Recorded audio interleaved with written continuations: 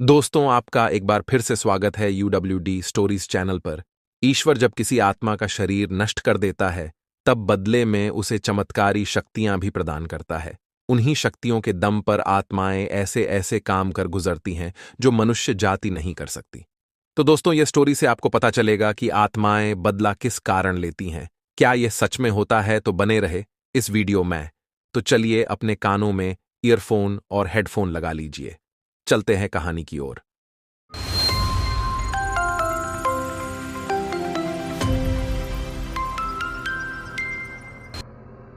जानकी, जानकी, दरवाजा खोलो जानकी। जमींदार शिवकुमार बदहवास बंद दरवाजे को पीटता हुआ चीखे जा रहा था। पसीनों से तर उसका जिस्म और नमी में डूबी उसकी आंखें उसके दुख और घबराहट को साफ जाहिर कर रही थीं। 30 वर्षीय शिवकुमार बीते हुए एक प्रहर से पहले खुद को बहुत खुशनसीब और दुनिया का सबसे खुश इंसान समझ रहा था। मगर कुछ ही देर बाद वक्त ने ऐसी करवट ली कि उसे अपना घर संसार तूफान में घिरे तिनकों की तरह नजर आने लगा। वह अपने लुटते घर संसार को समेट लेना चाहता था, बिगड़ी को संवार लेना चाहता था, किंतु विधाता को कुछ और ही मंजूर था। जानकी शिवकुमार की पत्नी थी।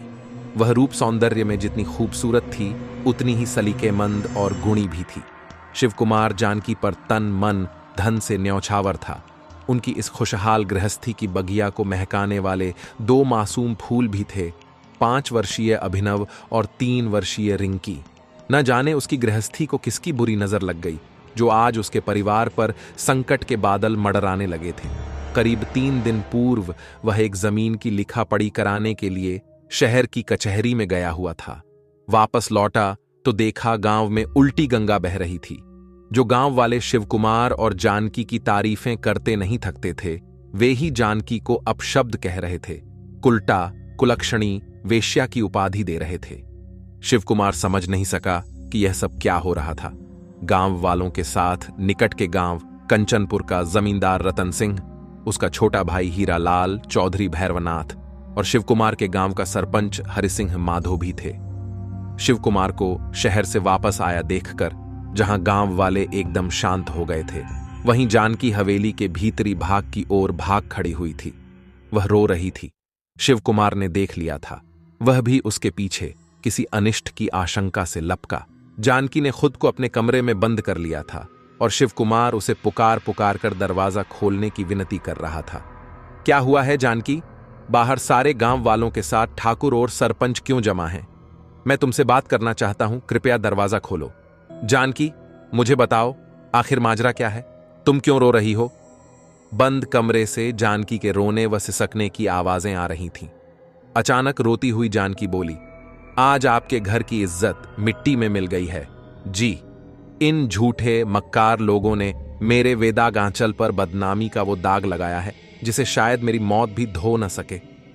मैं किसी को मुंह दिखाने के लायक नहीं, आपको भी नहीं।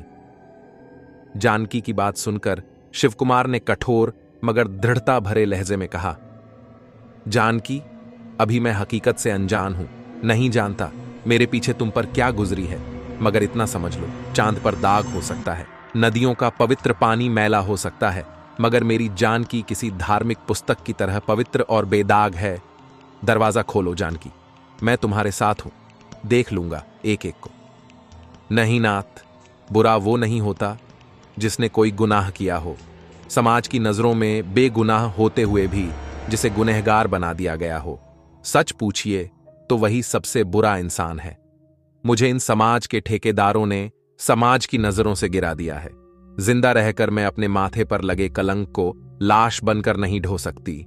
मुझे माफ कर दीजिए स्वामी, और मेरा आखिरी प्रणाम स्वीकार कीजिए।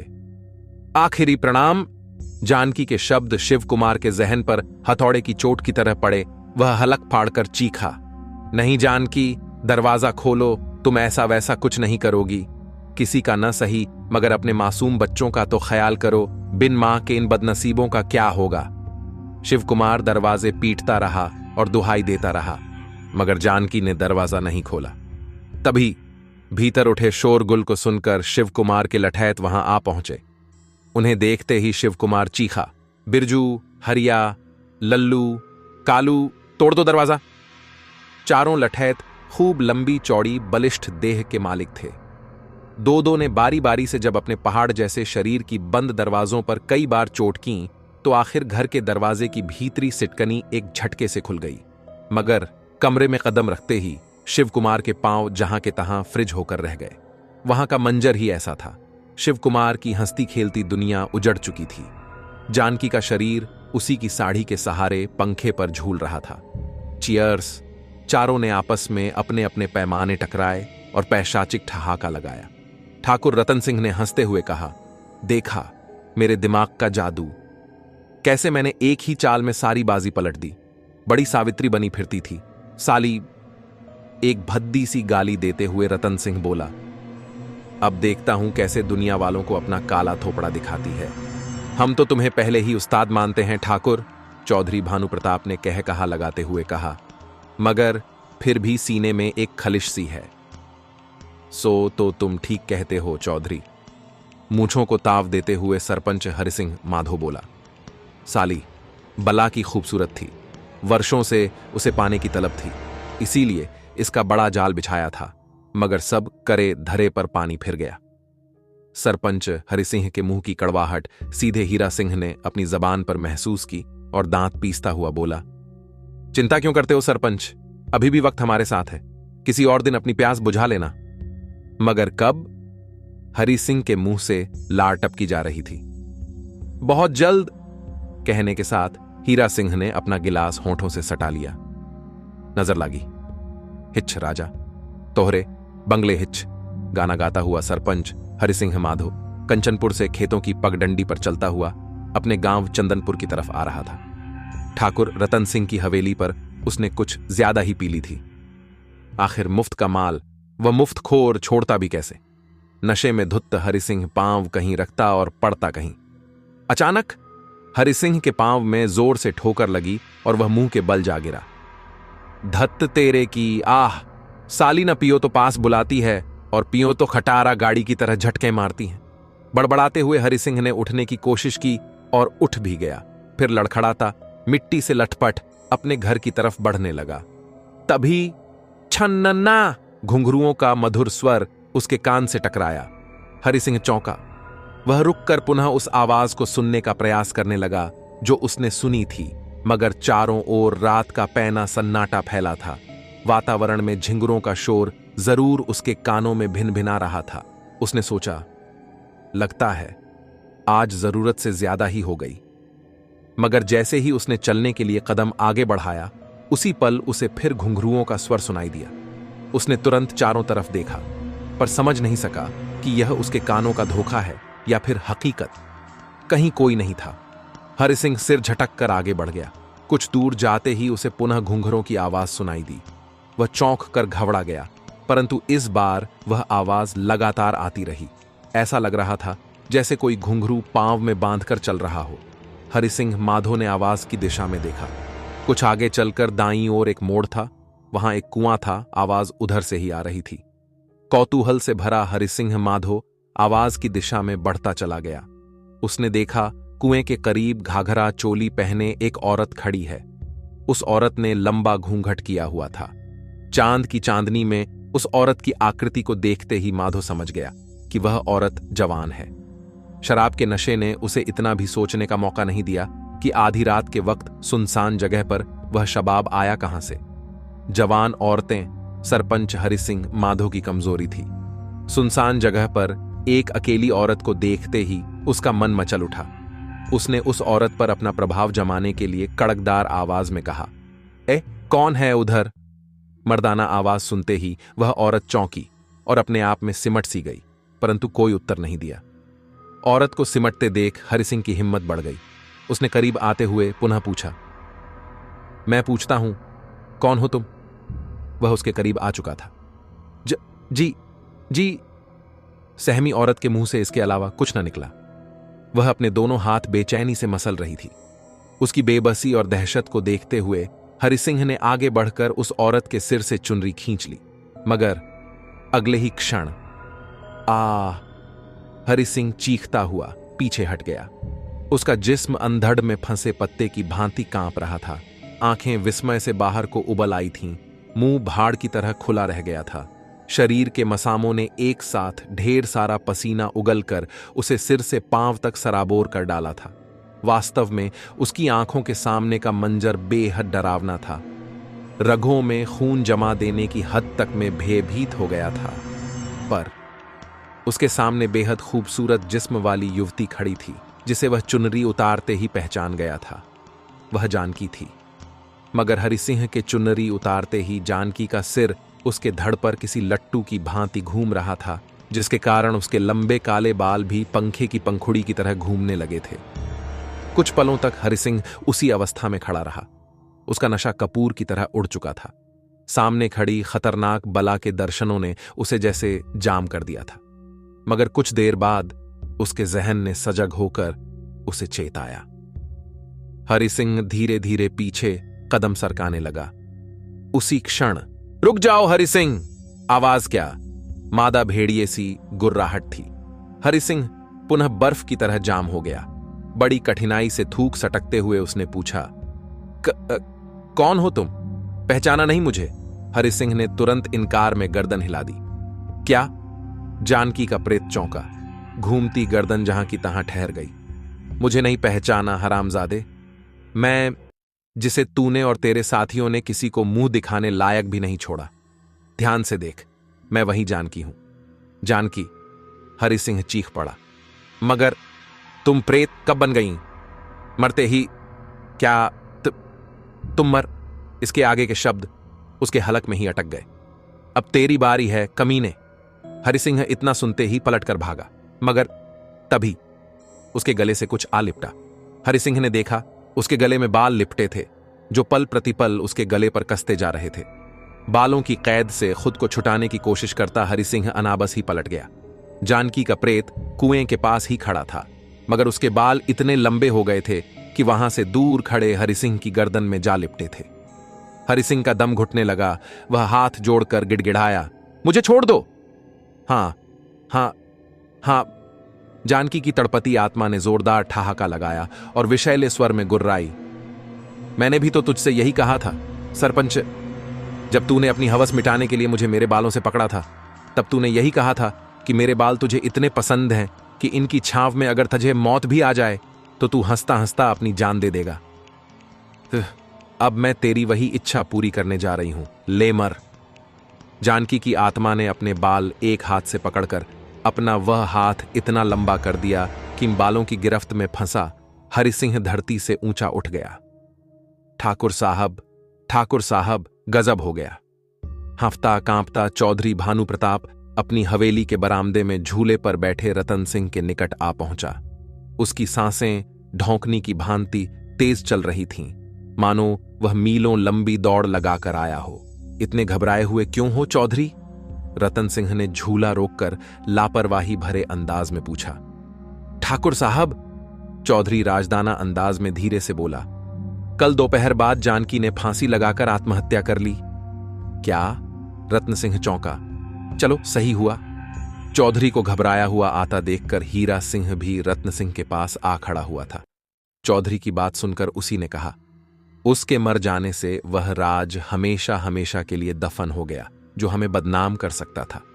एक खबर और भी है, भानु प्रताप ने कहा। क्या? दोनों ठाकुर भाइयों ने एक स्वर में पूछा। रात कंचनपुर और चंदनपुर की सीमा पर किसी ने सरपंच हरिसिंह माधो को भी पेड़ की डाल पर फांसी लगाकर मार डाला। क्या? पहली बार रतन सिंह हैरान परेशान दिखाई दिया, मगर अगले ही पल उसकी आंखों में कहर नाचने लगा। किसने किया यह काम? मालूम नहीं ठाकुर, मगर चंदनपुर में अफवाह है कि उसे जानकी के भूत ने मार डाला है। भूत? रतन सिंह ने मुंह बिगाड़ा और बोला, यह काम केवल एक ही आदमी कर सकता है, और वो है ठाकुर शिव कुमार। उसकी जमींदारी हासिल करने के लिए ही हमने सरपंच को हमप्याला बनाया था। बाद में उसकी बीवी की खूबसूरती ने हमें खींच लिया। उसी कमीने ने बदला लेने के लिए ऐसा किया होगा। कहते हुए रतन सिंह के जबड़े कस गए। हीरा! जी भैया, तुम आज रात ही शिव कुमार और उसके दोनों कबूतरों का काम तमाम कर दो। चंदनपुर गांव खरीदने के लिए हमने जो कागज तैयार कराए थे, उन पर उसकी लाश का अंगूठा लगाना मत भूलना, समझे? समझ गए भैया। तेज हवा चली, जिसने एक झोंके का रूप ग्रहण कर पहले रिहायशी इलाके में पहुंचकर शिव कुमार की हवेली का चक्कर काटा और फिर बला की तेजी से कंचनपुर की तरफ बढ़ गया। इधर ठीक उसी समय हीरा सिंह की जीप अभी कंचनपुर की सीमा पार भी नहीं कर पाई थी कि तेज आंधी चलने लगी। कुछ ही पलों में हवा ने ऐसा तूफानी रूप धारण किया कि 8 शक्तिशाली आदमियों से भरी जीप हवा में यूं उठ गई मानो वह कोई हवा के भवंडर में फंसा कागज का टुकड़ा हो। इसी के साथ हुम्मे की खौफनाक आवाजें उभरने लगीं। सभी हैरानी से मुंह फाड़े इस करिश्मे को देख रहे थे। अभी किसी को ठीक से कुछ समझने का भी मौका नहीं मिला था। तभी चौधरी भानु प्रताप हलक फाड़कर चीखा। चीखे तो पीछे बैठे लट्ठैत भी थे, मगर उनकी आवाजें हलक में ही दबकर रह गई थीं। जीप के चारों ओर सुर्ख आग के शोले जैसी रोशनी चक्कर काट रही थी। उस रोशनी को हीरा सिंह ने भी देखा, मगर वह चीखा नहीं। हैरत से उसकी आंखें कगारों तक फट गई थीं और पूरा जिस्म पसीनों से नहा उठा था। उसी पल धम्म जीप जमीन पर यूं गिरी जैसे क्रेन ने उसे हवा में उठाकर नीचे छोड़ दिया हो। जीप में बैठे सभी लोग गड़मड़ हो गए। 1-2 बाहर भी गिरे।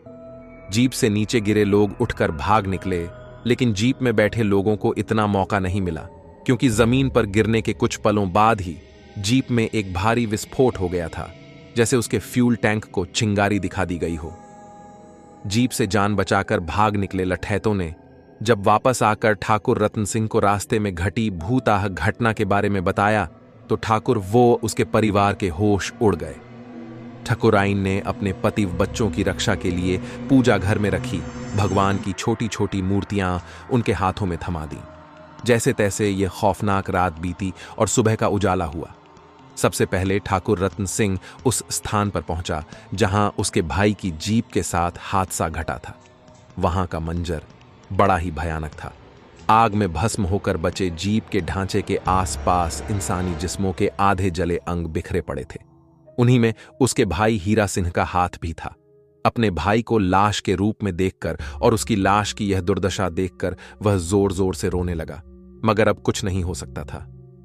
पहली बार रतन सिंह को अपनी गलतियों का एहसास हुआ। हीरा सिंह की अंतिम संस्कार का काम खत्म होते ही ठकुराइन ने एक पहुंचे हुए पंडित से पूरी हवेली अभिमंत्रित कीलों से खिलवा दी। परिवार के सभी सदस्यों के गलों में भी अभिमंत्रित ओम के लॉकेट डाल दिए गए। रतन सिंह को विश्वास हो चुका था कि मरने के बाद जानकी की रूह अपने दुश्मनों से बदला लेने के लिए भटक रही है। वह अपने 3 दुश्मनों का खात्मा कर चुकी थी। अब बस एक ही बचा था, ठाकुर रतन सिंह। जानकी के भूत की चर्चा शिवकुमार के कानों तक भी जा पहुंची थी। ऐसी बातों से उसके मन का दर्द और बढ़ गया कि उसकी पत्नी को गांव वालों ने पहले चैन से जीने नहीं दिया और अब मरने के बाद भी उसे बदनाम कर रहे हैं। न जाने शिवकुमार के मन में अचानक क्या आया कि उसने आनन फानन अपनी तमाम जमीन जायदाद बेच दी, केवल अपने पुरखों की हवेली को छोड़कर। फिर वह अपने दोनों बच्चों के साथ इंग्लैंड में रह रही अपनी बहन के पास चला गया। इधर जानकी की भटकती आत्मा के भय से ठाकुर रतन सिंह ने भी अपने इकलौते बेटे अमर सिंह को इंग्लैंड भेज दिया। अमर सिंह हॉस्टल में रहकर अपनी पढ़ाई करने लगा। तब उसकी आयु करीब 7 या 8 वर्ष रही होगी।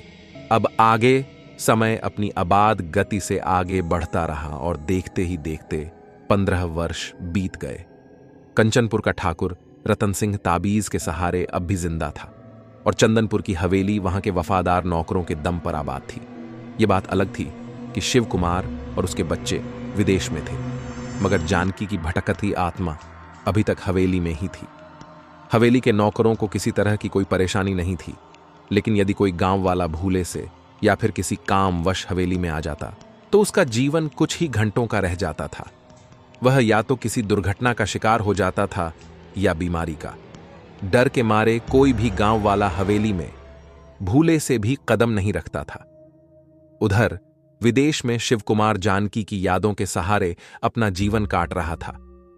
अभिनव लॉ कॉलेज में अपनी पढ़ाई पूरी कर रहा था और रिंकी यानी रितिका अपनी कॉलेज की पढ़ाई पूरी कर यूनिवर्सिटी में ठाकुर रतन सिंह के बेटे अमर सिंह के साथ पवित्र प्रेम बंधन में बंध गई थी। अमर सिंह एक कुशल सर्जन बन चुका था और भारत वापसी की तैयारी में जुटा था। जब यह बात रितिका को पता चली तो उसका मन भी अमर सिंह के साथ भारत जाने के लिए मचला। मगर अमर सिंह ने उसे समझाते हुए कहा, ऐसे नहीं रितिका, मैं तुम्हें अपनी दुल्हन बनाकर डोली में बैठाकर पूरे सम्मान के साथ अपने घर ले जाना चाहता हूं। बस कुछ दिनों की ही तो बात है। मैं इंडिया जाते ही अपने मम्मी डैडी से हमारी शादी की बात कर लूंगा।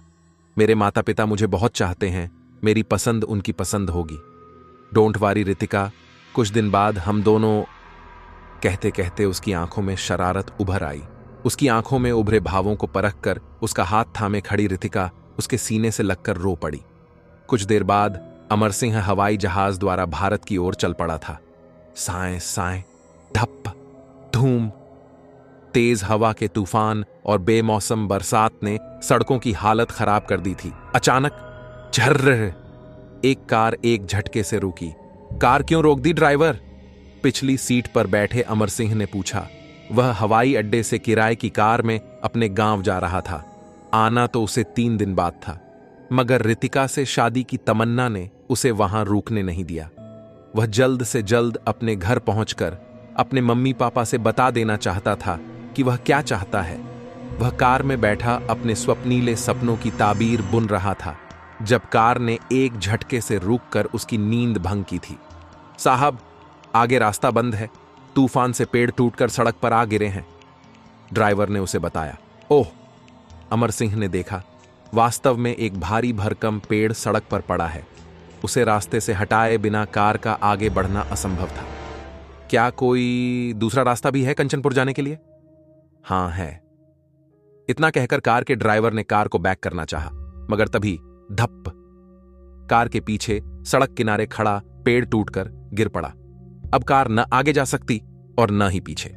तभी ड्राइवर ने एक सुलगते सूर्ख अंगारे जैसी रोशनी कार की तरफ लिपली आती हुई देखी। भय से उसकी आंखें चौड़ी हो गईं, मगर उसने अपना संयम नहीं खोया। ड्राइवर करीब 55 साल का बुढ़ापे की तरफ बढ़ता क्रिश्चियन व्यक्ति था। उसे समझते देर न लगी कि वहां कोई प्रेत बाधा है, मगर वह इस रास्ते से पहले भी कई बार जा चुका था। आज पहली बार ऐसा हादसा पेश आ रहा था। अगले ही पल उसने बला की तेजी के साथ अपने गले में पड़ा क्रॉस पिछली सीट पर बैठे अमर सिंह के गले में डाल दिया, और तभी भमक, पिछली खिड़की के निकट आ चुकी सुर्ख रोशनी तेजी से भड़की और ऐसी आवाज आई जैसे कोई औरत बुरी तरह तड़पकर चीखी हो। फिर उस आग के बड़े से भड़कते गोले में ड्राइवर ने एक सूरत देखी, बेहद हसीन औरत की। इसके बाद वह आग का गोला दूर होता चला गया। यह सब क्या था? अमर सिंह हैरत के सागर में गाते लगा रहा था, जबकि बूढ़ा ड्राइवर अभी तक मुंह फाड़े उस ओर ही देख रहा था जिस ओर आग का गोला गया था। अगली सीट पर आड़े बैठे ड्राइवर की ऐसी दशा देखकर अमर सिंह ने उसे झिंझोड़ा। ड्राइवर बाबा जी। जानकी, जवाब में ड्राइवर के मुंह से निकला। कौन जानकी? अमर सिंह उलझन में नजर आने लगा। ये सब क्या है? ये लाल रोशनी कैसी थी? और आपने अपने गले का यह क्रॉस मेरे गले में क्यों डाल दिया? कहते हुए अमर सिंह ने अपने गले से क्रॉस को उतारना चाहा। नहीं बेटा, इसे मत उतारना, ड्राइवर ने जल्दी से उसे टोका। मगर क्यों? तुम्हारे सब सवालों का जवाब दूंगा मैं, मगर पहले तुम मुझे बताओ, कहीं तुम कंचनपुर के ठाकुर रतन सिंह के बेटे तो नहीं हो? हाँ, अमर सिंह चौंका और पूछा, आप कैसे जानते हैं? बताता हूं, मगर पहले यहां से निकलना होगा, तुम्हारी जान को यहां खतरा है। और आप? अमर सिंह ने पूछा, आपको क्या कोई खतरा तो नहीं? मेरा क्या है बेटा, मेरा इस दुनिया में कोई नहीं है। वैसे भी उम्र के उस पड़ाव को पार करने वाला हूं जिसके बाद इंसान बेबसी भरी जिंदगी काटता है। तुम्हारे सामने अभी सारा जीवन पड़ा है। पहले नहीं जानता था, मगर अब जानता हूं। तुम भी अपने बाप की जाति दुश्मनी की जिद में आ चुके हो। कैसी जाति दुश्मनी? तभी ड्राइवर ने कार स्टार्ट कर साइड की कच्ची सड़क पर उतार दी और उबड़ खाबड़ रास्ते को पार कर पुनः पक्की सड़क पर आ गया। कुछ ही दूर शिव भवानी का मंदिर था। ड्राइवर अमर सिंह को लेकर उसी मंदिर में जा पहुंचा और बोला, यहां तुम पूरी तरह महफूज हो। यहां जानकी की आत्मा तुम्हारा कुछ नहीं बिगाड़ सकती। भूत? हाँ हाँ हाँ। अमर सिंह बहुत तेज हंसा, यहां तक कि उसकी आंखों में आंसू भी झलक आए। फिर खुद को संभालता हुआ बोला, आप भी कैसी बात करते हैं बाबा? 21वीं सदी में, इस आधुनिक वैज्ञानिक युग में आज भी अंधविश्वास जिंदा है। मैं हैरान हूं। तुम अभी विदेश से लौटे हो बेटा। तुम्हें देखकर ही लग रहा है कि तुम बहुत पढ़े लिखे हो। भूत प्रेत पर तुम्हारा अविश्वास कोई हैरानी की बात नहीं है। ड्राइवर ने गहरी सांस लेकर कहा। अच्छा, ये बताओ, वह जो सुर्ख आग के गोले जैसी चीज थी, वह क्या थी? वह क्रॉस तुम्हारे गले में डालते ही क्यों दूर होती चली गई? वह औरत की दर्दनाक चीख, वो पेड़ों का गिरकर तुम्हारी राह रोकना, यह सब क्या था? मौसम की गड़बड़ी। अमर सिंह ने शांत स्वर में कहा। अभी बहुत कुछ ऐसा बाकी है जो वैज्ञानिकों की खोज से अभी दूर है, मगर जल्द ही उनकी पकड़ में होगा। एक बात अमर सिंह को याद आई और वह बोला, अच्छा बाबा, अब आप मुझे बताइए कि उस प्रेत ने क्रॉस की वजह से मुझे तो छोड़ दिया, मगर आपको क्यों नहीं मारा? अमर सिंह के स्वर में व्यंग उभर आया था, क्योंकि वह जानकी का भूत था। फिर जानकी? अमर सिंह झुंझला उठा। ये जानकी कौन है और मेरा उससे क्या वास्ता? वास्ता बहुत गहरा वास्ता है। ड्राइवर की आंखें शून्य में जा टिकीं। फिर वह बोला, सुनो अमर सिंह, तुम्हारा जानकी से क्या वास्ता है? जानकी का पति शिव कुमार चंदनपुर का जमींदार था और तुम्हारे पिता यानी ठाकुर रतन सिंह कंचनपुर के। मैं अपनी बात शुरू करने से पहले तुम्हें यह बता देना चाहता हूं कि तुम अपने पिता से व्यवहार में एकदम जुदा हो। तुम पूरब हो और वह पश्चिम। तुम्हारे पिता और चाचा पक्के अय्याश, शराबी और मक्कार थे। बाबा, अमर सिंह चीख पड़ा। वह दांत किटकिटाता हुआ बोला, अब आपने अपनी जुबान से एक भी लफ्ज मेरे पिता के खिलाफ। पहले मेरी बात पूरी होने दो, फिर तुम जो ठीक समझो करना। वर्षों से मैं एक बोझ अपने सीने पर लिए फिर रहा हूं, उसे आज उतार देने दो। अमर सिंह क्रोधित नजरों से ड्राइवर को देखने लगा। उसने अपने होंठ सख्ती से बंद कर लिए थे। ड्राइवर बोला, शिव कुमार की पत्नी जानकी बहुत सुंदर, सुशील और धार्मिक औरत थी, मगर उस चांद के टुकड़े पर 4 शैतानों की गंदी निगाह पड़ चुकी थी। एक दिन ठाकुर रतन सिंह को पता चला कि शिव कुमार कुछ दिनों के लिए शहर जा रहा था। वह तो कब से ऐसे मौके की तलाश में था जब वह जानकी जैसी मासूम और सुंदर मैना को अपने जाल में फंसाता। अगली रात उसके एक आदमी ने डाकू के वेश में जानकी तक यह संदेश भिजवाया कि शिव कुमार डाकुओं के कब्जे में है, अतः जितना घर में नकदी जेवर हो सब लेकर चंदनपुर गांव की सीमा पर पहुंच जाए। साथ ही जानकी को जबान बंद रखने की धमकी भी दी गई थी। बेचारी जानकी ने अपने पति के प्राण बचाने के लिए वैसा ही किया। गांव की सीमा पर बने कुएं के पास चंदनपुर का सरपंच ठाकुर रतन सिंह, ठाकुर हीरा सिंह और चौधरी भानु प्रताप घात लगाए बैठे थे। जैसे ही जानकी नकदी जेवरों की पोटली लेकर वहां पहुंची, चारों शिकारी भेड़ियों की तरह उस पर झपट पड़े। वह बेचारी उनके चंगुल से निकलने के लिए तड़प रही थी, रहम की भीख मांग रही थी, मगर उन जालिमों पर हवस का शैतान सवार था। तभी अचानक वहां कंचनपुर गांव का एक 40 वर्षीय ग्रामीण जोसेफ आ पहुंचा। जानकी की आबरू बचाने के लिए उन चारों शैतानों का मुकाबला करना जरूरी था, जो जोसेफ के बस की बात नहीं थी। आखिर उसने तरकीब से काम लिया और निकट के एक मिर्ची के खेत से सूखे पौधे उखाड़कर कुएं की आड़ जा पहुंचा।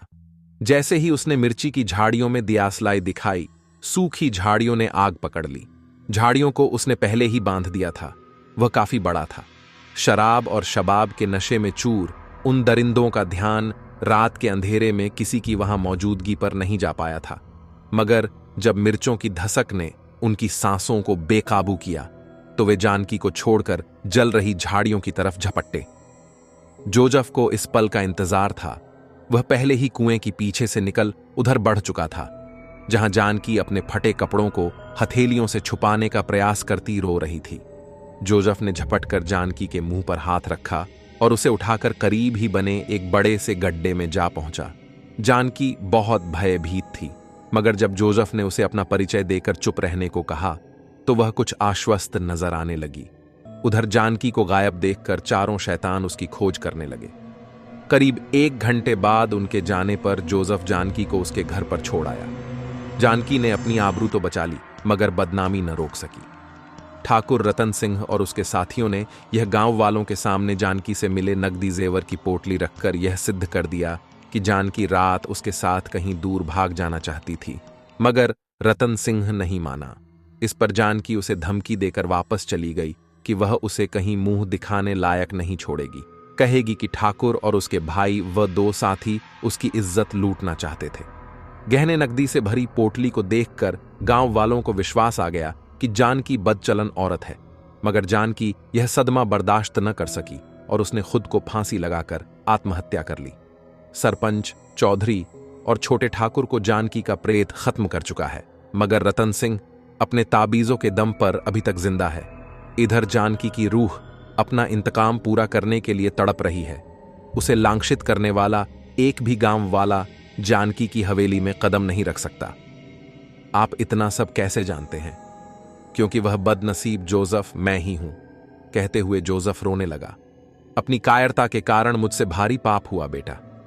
काश जिस समय ठाकुर उस अबला पर कलंक लगा रहा था, उस समय मैं गांव वालों को सारी सच्चाई बता देता तो शायद आज जानकी जिंदा होती और उनका परिवार। शिव कुमार अपने दोनों बच्चों के साथ अपनी बहन के पास इंग्लैंड चला गया। जानकी की दुखभरी कहानी सुनकर अमर सिंह का दिल भर आया। रितिका की बेचैनी शिव कुमार से छिपी नहीं रह सकी। बड़ी कठिनाई से वह यह जान सका कि उसकी बेटी किसी अमर सिंह नामक लड़के से प्यार करती है जो भारत का रहने वाला है, लेकिन वह उसका अता पता नहीं जानती। रितिका के पास केवल अमर सिंह का मोबाइल नंबर था। शिव कुमार इंडिया वापस नहीं जाना चाहता था, मगर अपनी बेटी की खुशी के लिए वह तुरंत इंडिया जाने के लिए तैयार हो गया। जिस दिन अमर सिंह इंडिया आया, अगले दिन शाम को शिव कुमार ने अपने दोनों बच्चों के साथ 15 वर्ष बाद इंडिया की धरती पर कदम रखा। इधर अमर सिंह ने अपने घर पर जाकर देखा, वास्तव में उसके पूरे परिवार, यहां तक कि नौकरों तक के गलों में ताबीज झूल रहे थे। ठाकुर और ठकुराइन अपने बेटे को सकुशल वापस आया देखकर बहुत खुश थे, मगर उनके चेहरों पर भय की काली छाया भी साफ दिखाई दे रही थी। रात होने पर अमर सिंह ने अपने माता पिता से कहा, चलता हूं पिताजी। कहां? ठाकुर रतन सिंह ने चौंक कर पूछा। आपके पापों का प्रायश्चित करने। एक पल के लिए ठाकुर ने विचित्र सी दृष्टि से अमर सिंह की तरफ देखा, फिर अगले ही पल उनकी आंखें क्रोध से लाल हो उठीं। वह दहाड़ा, यह क्या बकवास है? अगर मैं बकवास कर रहा हूं तो फिर यह क्या है? अमर सिंह ने आगे बढ़कर अपने पिता के गले में लटक रहे ओम को हाथ में पकड़कर कहा। इस पर रतन सिंह एक कदम पीछे हट गया। उसके चेहरे पर भय की काली छाया स्पष्ट दृष्टिगोचर हो रही थी। तभी अमर सिंह की मां ने कहा, तुम नहीं जानते बेटे, तेरे पिता ने बरसों पहले एक बदचलन औरत का चरित्र गांव वालों को बता दिया था। शर्म के मारे या फिर बदनामी के डर से उस औरत ने आत्महत्या कर ली थी, मगर तभी से उसकी रूह भटक रही है। उस कुल्लटा ने तेरे चाचा और उन 2 आदमियों को मार डाला जिन्होंने तेरे पिता की सच्चाई की गवाही दी थी। वह तेरे पिता की जान की दुश्मन है। अगर हम इन ताबीजों का सहारा न लेते तो वह इनकी भी जान ले लेती। अमर सिंह ने व्यंग से हंसते हुए कहा, तुम्हारा कोई दोष नहीं है मां, क्योंकि तुम सच्चाई से नावाकिफ हो। मेरे पूज्य पिताजी ने तुम्हारे विश्वास को निशाना बनाकर अपने झूठ का पर्दा तुम्हारी आंखों पर डाल दिया है। अपनी करनी को छिपाने के लिए इन्होंने उस पवित्र औरत को पतित कर दिया। इसीलिए उसकी आत्मा इनसे अपना अंतखाम लेना चाहती है। अमर, मां गुस्से से चीख पड़ी, तू होश में तो है? मैं तो होश में हूं मां, लेकिन आप दोनों को होश आना अभी बाकी है। मैं जमींदार शिव कुमार की हवेली पर जा रहा हूं ताकि जानकी की भटकती आत्मा मेरे लहू से अपना प्रतिशोध लेकर शांत हो सके। नहीं बेटे, ठाकुर रतन सिंह तड़प उठा, तुम वहां नहीं जाओगे। ठाकुर का शरीर भय से कांप रहा था। क्यों पिताजी? वो तुम्हें मार डालेगी। भला मुझसे उसकी क्या दुश्मनी? क्योंकि तुम मेरे बेटे हो और उसकी मौत का कारण मैं हूं। कैसे?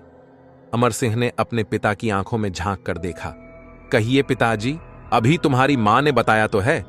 इतना कहकर ठाकुर पलट गया। नजरें छुपा लेने से सच्चाई नहीं बदल सकती। अमर, ठाकुर ने गुर्राना चाहा, मगर उसकी आवाज में दम नहीं था। आपसे पाप हुआ है पिताजी, अमर सिंह कहता चला गया। अगर आप जानकी की भटकती आत्मा को सुकून पहुंचाना चाहते हैं तो दुनिया वालों को सच बताना होगा। आपको अपने पापों का प्रायश्चित करना होगा, वरना आप और मैं ही नहीं, हमारी आने वाली पीढ़ियां भी दहशत की छांव में जिंदगी भर करेंगी। जानकी की भटकती रूह किसी को भी चैन से जीने नहीं देगी। ठकुराइन अपने पति के चेहरे को उलझन भरी नजरों से देख रही थी। वह शायद उसके चेहरे पर सच्चाई को खोज रही थी, मगर जिद्द ठाकुर के खून में शामिल थी। वह बोला, मैंने ऐसा कोई पाप नहीं किया जिसका मुझे प्रायश्चित करना पड़े। अमर सिंह को लगा कि वह बेकार ही अपना समय बर्बाद कर रहा है। वह बिना कुछ कहे तेजी से पलटा और बाहर खड़ी अपनी कार की तरफ बढ़ता चला गया। उसके पीछे ठाकुर और ठकुराइन भी उसे आवाज लगाते हुए लपके, मगर अमर सिंह जैसे बहरा हो चुका था। काले बादलों ने अचानक ही पूरे आसमान पर कब्जा कर लिया। तेज हवाएं चलने लगीं और रह रहकर बिजली खड़कने लगी। ऐसे मौसम में अंधेरे में डूबी शिवकुमार की हवेली किसी भूतों के महल सी लग रही थी। हवेली के सारे नौकर सर्वेंट क्वार्टर में जाकर सो चुके थे। अमर सिंह की कार जैसे ही शिवकुमार की हवेली के सामने पहुंची, उसी पल चर्र चर्र हवेली का सदर दरवाजा खुद व खुद खुलता चला गया। यह देखकर अमर सिंह एक बार तो हैरान हुआ, मगर फिर उसके चेहरे पर शांत व दृढ़ता के भाव दृष्टिगोचर होने लगे। उसने कार सीधे हवेली के प्रांगण में जाकर रोक दी और हवेली के दरवाजे के सामने जा पहुंचा। तभी चू चर्र, महल जैसी हवेली का दरवाजा भी खुल गया। भीतर अंधेरा छाया था। जैसे ही अमर सिंह ने अंदर कदम रखा, वैसे ही हवा में फड़फड़ाती चीज उसके करीब आई, मगर निकट आते ही इतनी जोर से चीखी मानो उसे असीम दर्द से गुजरना पड़ा हो। इधर अमर सिंह उस परिंदे जैसी चीज और चीख के कारण आतंकित हो उठा, परंतु जल्द ही उसने खुद को संभाल लिया और दीवार के सहारे आगे बढ़ने लगा। तभी उसे एक तीव्र झटका लगा और वह खुद को संभाले न रख सका। वह एक झटके से फर्श पर गिरा और दूर तक लुढ़कता चला गया। इसी के साथ फटकट छटकी करती हवेली की तमाम खिड़कियां खुल गईं और खुली खिड़की से तूफानी हवा भीतर आने लगी। हवेली में रखा सामान हवाओं के जोर से इधर उधर गिरने लगा। कुल मिलाकर वहां इतनी भारी उथल पुथल मच गई जैसे भूकंप आ गया हो। इस भूकंप में फंसे अमर सिंह को काफी चोट आई। उसके माथे से खून बह रहा था, शायद किसी सख्त चीज से टकरा बैठा था। तभी जोर से बिजली कड़की। उस प्राकृतिक रोशनी में अमर सिंह ने एक भयानक साया अपने सामने खड़ा देखा। कौन हो तुम? अमर सिंह मुश्किल से पूछ सका। तेरी मौत। आवाज क्या, बड़ी भयानक आवाज थी, मानो शमशान के सन्नाटे में कई मुर्दे चीख पड़े हों। मैंने तुम्हारा क्या बिगाड़ा है? तुम मुझे क्यों मारना चाहती हो? हाँ हाँ हाँ। भयानक हंसी से पूरी हवेली थर्रा उठी। तू क्या सोच रहा था? अपने दुश्मन के बेटे को मैं अपनी गोद में बैठाऊंगी, पुचकारूंगी? नहीं अमर सिंह, तू सांप का बेटा है। तू भी अपने बाप की तरह जहरीला नाग बनेगा, मुझ जैसी किसी अबला का जीवन बर्बाद करेगा। तेरी रगों में भी उस शैतान का खून दौड़ रहा है जिसकी शैतानियत ने मेरा जीवन नरक बना दिया था। ओह, तो आप जानकी हैं? अमर सिंह ने कहा। मगर जोसेफ बाबा ने बताया था कि आप बहुत खूबसूरत थीं, और अब तो मुझसे खिलवाड़ कर रहा है लड़के। उस दिन तू जोसेफ के कारण ही बच गया था, वरना उसी दिन मैं तेरा काम तमाम कर देती। तो आज कर दो। अमर सिंह चीख सा पड़ा। अगर आपके बदले की आग मेरे खून से ठंडी होती है तो लीजिए, मार दीजिए मुझे।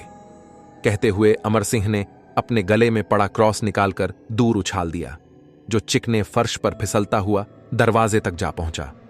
कमरे में हल्का नीला उजाला फैलने लगा था। बदले की आग में सुलगती जानकी की आत्मा खूंखार ढंग से अमर सिंह की ओर लपकी। तभी ठहर जाओ जानकी। दरवाजे पर हांफते ठाकुर रतन सिंह ने जानकी के प्रेत को टोका। जानकी की रूह ठिठकी, मगर एक झटके से उसकी गर्दन दरवाजे की तरफ घूम गई। उफ, कितना भयानक मंजर था।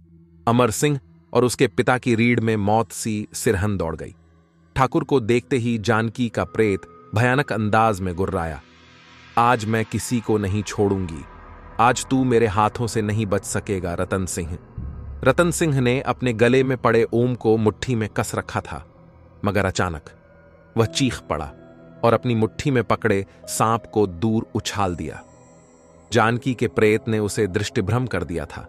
ठाकुर को ओम सांप नजर आ रहा था। हाँ हाँ हाँ, जानकी की रूह ने ठहाका लगाया। अपना रक्षा कवच खुद ही फेंक दिया ठाकुर।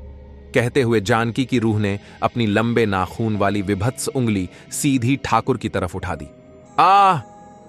हवा में उड़ता हुआ ठाकुर कमरे के बीचों बीच आ गिरा। पिताजी! अमर सिंह लपक कर ठाकुर के पास पहुंचा। आप यहां क्यों आ गए पिताजी?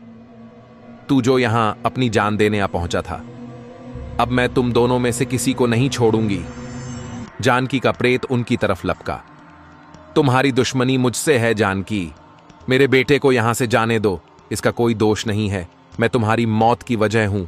मैंने अपनी वासना में अंधे होकर तुम पर झूठा इल्जाम लगाया था। मैं तुम्हारा अपराधी हूं। तुम मुझे जो चाहे सजा दे सकती हो। मेरे बच्चों का भी तो कोई दोष नहीं था ठाकुर। फिर क्यों तुमने उन्हें बिन मां के जीने को मजबूर किया? जानकी का प्रेत पीड़ा से छटपटाता हुआ गुर्राया। मरने के लिए तैयार हो जाओ दोनों। आज मेरे इंतकाम की आखिरी रात है। बरसों इंतजार किया है मैंने। रुक जाओ जानकी। यह आवाज हवेली के दरवाजे से आई थी। जानकी की रूह है एक झटके से पलटी। स्वामी! सामने शिव कुमार अपनी बेटी के साथ खड़ा था। नंगी आंखों से प्रेत को देखकर रितिका वहीं बेहोश होकर गिर पड़ी। रितिका! उसे देखते ही अमर सिंह चीखा। देखा जानकी, जिसे तुम मार देना चाहती हो वह तुम्हारी बेटी की जान है। आगे बढ़ता हुआ शिव कुमार बोला। नहीं। जानकी की रूह तड़प उठी। यह झूठ है। यही सच है जानकी, शिव कुमार ने कहा। तुम ही नहीं, मैं भी बहुत तड़पा हूं, मगर हमारी तड़प का बदला ईश्वर लेगा। यह हक उसी का है, किसी इंसान का या रूह का नहीं। आप ऐसा कह रहे हैं? जानकी की रूह छटपटाई। जिस आदमी के कारण आपकी जानकी आपसे जुदा हो गई, आज आप उसी की तरफदारी कर रहे हैं। तुम्हें भी तो हम पर विश्वास नहीं था जानकी, शिव कुमार दुखी स्वर में बोला। वरना तुम इतनी सी बात पर आत्महत्या न करती। तुमने मुझे इस लायक ही नहीं समझा कि अपने दुखों का भागीदार बनाती। क्या हमारा बंधन इतना कच्चा था जो किसी के झूठे लांछन से टूट जाता? ये गांव ही क्या, पूरी दुनिया से मैं अकेला टकरा जाता अगर मुझे तुम्हारे जिंदा प्यार का सहारा होता। मगर शायद मेरे प्यार में ही खोट था। ऐसा न कहिए। जानकी की रूह रो रही थी। मैं वाकई किसी लायक नहीं हूं जानकी। मैं अपनी पत्नी को न तो जीते जी सुखी रख सका और न मरने के बाद, मगर अब मैं ऐसा नहीं होने दूंगा। अपनी जानकी की तड़प को हमेशा हमेशा के लिए शांत कर दूंगा। इतना कहते ही शिवकुमार ने जानकी की रूह के बेहद नजदीक आकर उसके गले में ओम का लॉकेट पहना दिया। न, नहीं! जानकी चिल्ला उठी। ये आपने क्या किया? शांत हो जाओ जानकी, अब तुम्हारी तड़पती रूह को शांति मिल जाएगी। जानकी का जिस्म जलने लगा। वह पीड़ा से छटपटा रही थी, मगर तभी अचानक उसने हुंकार भरी और अपनी पीड़ा को सहते हुए ठाकुर रतन सिंह की तरफ देखा। आह! रतन सिंह जानकी की नजर पड़ते ही हवा में उड़ता हुआ चीखा और दीवार में लगी एक लंबे सरिये जैसी लोहे की खूंटी से जा टकराया। खूंटी उसकी पीठ में घुसकर सीने को चीरती हुई आगे निकल आई। कुछ पलों की छटपटाहट के साथ ही ठाकुर के प्राण पखेरु उड़ गए। अब मेरी आत्मा शांति से परलोक जा सकेगी। जानकी की रूह आग की लपट्टों में घिरकर भस्म हो गई। अगले ही पल एक लाल सी रोशनी हवेली की खिड़की से निकल आसमान की ओर उड़ गई। जानकी की रूह ने अपना बदला ले लिया था। दोस्तों, ये वीडियो हमने काफी मेहनत से बनाया है। यदि आपका एक लाइक, एक सब्सक्राइब हमें मिलता है तो हमें बहुत मोटिवेशन मिलता है। तो दोस्तों, अगर आपको यह स्टोरी अच्छी लगी तो कमेंट करके अपने शहर का नाम और अपना नाम जरूर लिखें। धन्यवाद।